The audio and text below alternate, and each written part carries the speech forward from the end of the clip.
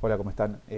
Bueno, hoy vamos a tener este segundo videíto, que es el primero introductorio, eh, como les había comentado, y que vamos a trabajar sobre todo las relaciones entre saber y poder, y cómo esa relación y reconocer esa relación es un pilar fundamental para después poder elaborar el pensamiento crítico eh, latinoamericano y el pensamiento crítico en general. ¿Tá? Este, le voy a mostrar simplemente un esquemita en la presentación, no va a haber mucha cosa, pero espero que les sirva a ustedes para guiarlos. ¿Okay? Así que este, vamos a empezar por acá. Esas dos variables, si se quieren, son las que van a guiar y estructurar eh, lo que vamos a ir viendo hoy. ¿Tá? Eh, Siempre ha habido formas de conocer el mundo. ¿Sí? Las sociedades siempre han generado saberes y conocimiento, eh, pero al mismo tiempo las sociedades han llegado a acuerdos sobre cuáles son los criterios para generarlos y cuáles son las fuentes válidas para generar ese conocimiento. Bien, si hoy yo miro al cielo y me pregunto por qué existen tormentas eléctricas, la sociedad me indica que para sacarme esa duda debo apelar a la meteorología. Bien, hace 300 años, o 400 años o más, o hace 2000 años, cuando una persona miraba al cielo y se hacía la misma pregunta, ¿qué le respondía a la sociedad? ¿Dónde debía ir a buscar ese conocimiento? Seguramente no era la meteorología ni a la ciencia, sino que recomendarían a las escrituras o a la mitología. Lo que vemos ahí, en ese ejemplo, es la relación que existe entre el conocimiento, entre los saberes y las formas de dominación de una sociedad. Cuando la sociedad me indica cuál es la fuente válida para construir conocimiento, no hace otra cosa que controlar el conocimiento que puedo construir. Me dice cómo, cuándo y dónde puedo hacerlo. Esto es así porque las formas de dominación de una sociedad apelan a una determinada forma de validar el conocimiento. Los saberes siempre han cumplido una función de recurso de autoridad que legitima una determinada forma de ejercer el poder. ¿Sí? Tenemos criterios de validación, una función social del conocimiento y el saber como un recurso de autoridad. ¿Sí? Cuando las sociedades eran gobernadas por personas que se vinculaban a los dioses, necesitaban instalar la idea de que los conocimientos válidos provienen de los dioses. Nadie podía interpelar a los gobernantes elegidos por los dioses y por tanto las verdades absolutas también eran de los dioses. ¿Sí? Por lo tanto la verdad estaba o en las escrituras o en la propia teología o mitología. En la época moderna las sociedades occidentales trataron de derribar esa estructura de poder y para ello se vieron en la obligación de transformar la forma de conocer el mundo. Es así como surge la ciencia, una nueva forma de conocer el mundo, y que le disputó el espacio de poder al saber eclesiástico, ¿sí? A las monarquías en su momento, que gobernaban en Europa bajo mandato divino. El triunfo de la ciencia habilitó nuevas formas de dominación, ahora basadas y legitimadas por otras formas de conocer y de interpretar el mundo. El análisis histórico ha mostrado que eh, la ciencia ha evolucionado de forma funcional con una forma de gobierno occidentalizada, republicana y democrática, vinculada a un sistema de dominación económica, que es el capitalismo. ¿Sí? En la actualidad, las verdades absolutas se encuentran en la ciencia y los gobiernos apelan a ella para fundamentar sus decisiones. Esa relación trata de impedir que se objeten algunas decisiones, ya que fueron tomadas en base a conocimientos científicos. ¿Sí? Un claro ejemplo hoy lo podemos ver con todo esto que está pasando con el COVID-19. Los estados, los gobiernos toman decisiones y eh, sostienen, fundamentan esas decisiones en un conocimiento científico. Sin embargo, si lo analizamos un poquito, vemos que todos los países toman decisiones distintas y los efectos son distintos. Por lo tanto, el conocimiento científico es muy variable y muy variado, ¿sí? O lo que va a decir el pensamiento crítico latinoamericano es que los estados utilizan a la ciencia para fundamentar sus decisiones y toman los conocimientos que les son funcionales, y los que no les son funcionales no los toman. Paul Feyerabend, que es un epistemólogo crítico, va a decir que la ciencia vino a destruir una religión para transformarse en otra. ¿Por qué? Porque la forma institucional que ha construido la ciencia para sobrevivir es muy similar a la que construyó en su momento la religión, y en particular la Iglesia Católica. ¿Por qué la ciencia tuvo que recurrir a ese proceso? Pues porque el punto fuerte de la nueva ciencia es su exactitud, su neutralidad, su objetividad, su sistematicidad, su construcción evolutiva. Los conocimientos científicos eran asimilados como verdaderos, como inobjetables, o en todo caso solamente objetables por otros conocimientos científicos.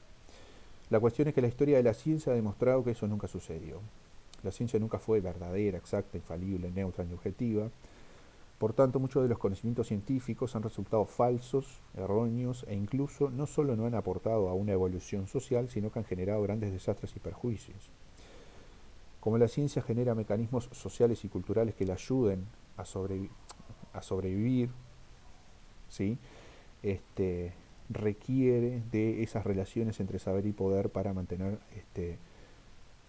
su vigencia. O sea, la ciencia no puede sostenerse a sí misma a partir de sus conocimientos, porque los conocimientos no eran ni verdaderos, ni exactos, ni evolutivos, ni buenos, sino que han tenido toda esa serie de problemas. Entonces la ciencia también ha sido cuestionada y requiere de la elaboración de otros mecanismos para poder seguir sobreviviendo, y ahí es donde empieza a vincularse con sistemas de dominación.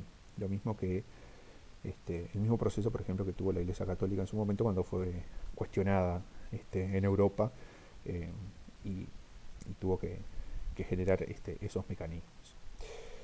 Hoy nos encontramos en un escenario particular donde podemos observar cómo los gobiernos intentan apelar al conocimiento científico para fundamentar sus medidas sobre la pandemia, ¿sí?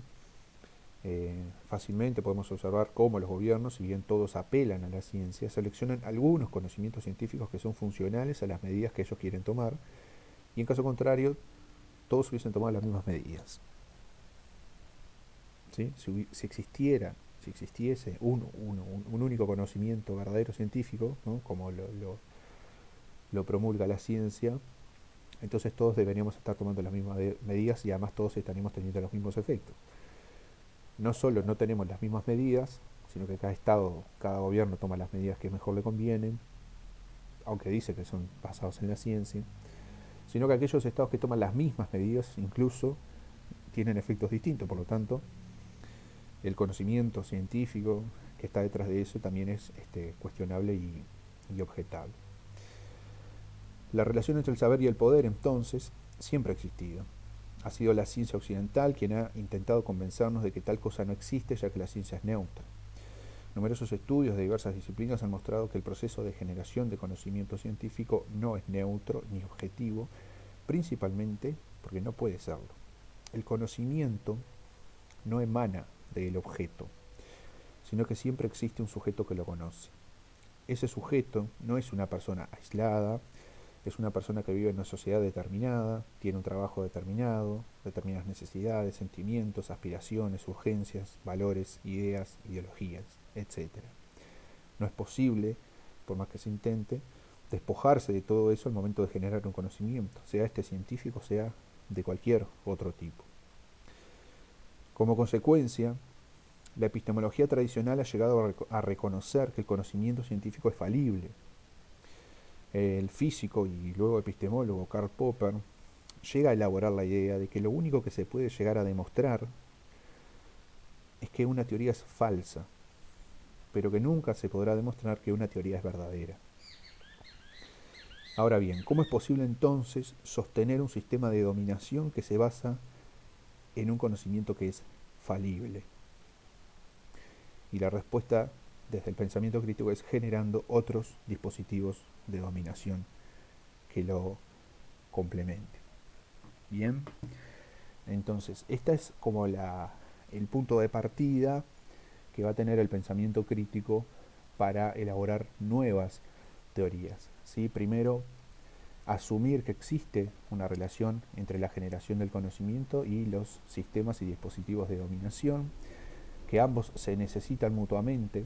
Tanto una forma de dominar a una sociedad necesita tener una fuente validada de conocimiento que le permita todo el tiempo justificar sus medidas, pero también esa forma de generar conocimiento necesita de un sistema de dominación que cuando se cuestiona a esa forma de conocer, el sistema de dominación responda y la proteja.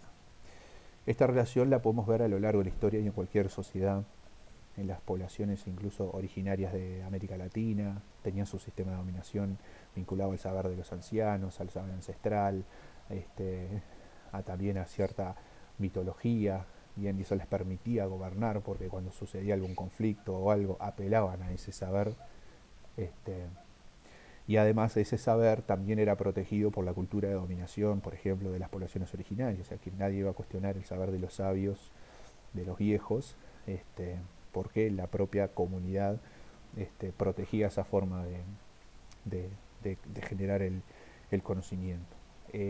Entonces esa relación siempre existe y después quizás lo comentemos más adelante, pero el pensamiento crítico lo que hace es tratar de romper con esa relación, pero no para que no exista, sino para que exista otra, distinta, que no sea más favorable en todo caso. Dice Michel Foucault que no es que yo quiera que nada me gobierne, yo lo que no quiero es que esto me gobierne, o por lo menos no quiero que esto me gobierne porque vos decís que esta es la mejor forma de gobierno. Esa es como la idea del pensamiento crítico, ¿sí? No es una autarquía ni una anarquía ni que queremos eliminar porque es imposible, sino que las relaciones existentes entre la generación de conocimiento y los sistemas de dominación reconozcamos que existen, que son, no hagamos de cuenta que no están, y tratemos de que sean relaciones de poder lo más beneficiosa posible para todas las personas. Bueno, damos por terminado este segundo video y nos volvemos a encontrar en el próximo.